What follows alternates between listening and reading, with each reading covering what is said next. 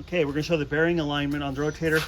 Here's our frame, and we're using on our table here, and what do you call it? Surface gauge. Our surface gauge. And we're going to spin the rotator around here to make sure it's level on both sides, both front and back here, and then on the opposite side. Make sure the bolts have to be loose.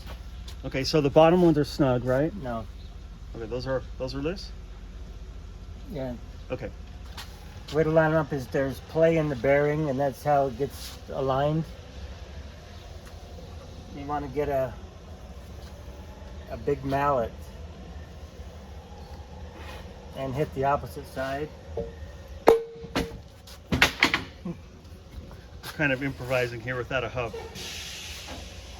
So we're going to hit the frame on the high side or on the low side to pull it or push it whichever way it needs to go. And here we're getting closer. So you check the front edge and then the back edge of the channel on each side. And you're just going to go back and forth until we get it within a 16th or 32nd, even if you can.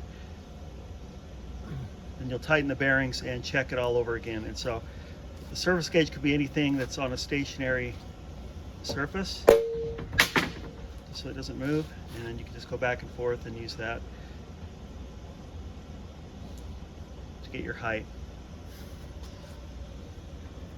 As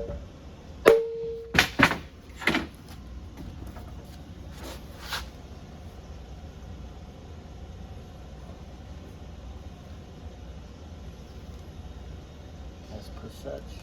Okay, so that's pretty close there. We can bring the gauge down closer, and it's pretty even on both sides, but what we do is almost towards touching, and if you hear it scraping aside, you want to adjust front and back as well. So side to side is usually what needs to be aligned most. And then once you're here, tighten all the bearings, get those really tight, and then check it again and make sure nothing has pulled out of alignment.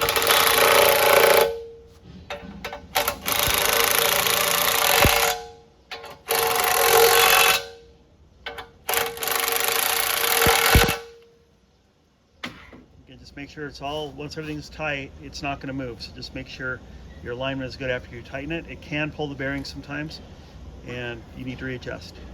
So that's how you do it. Thanks.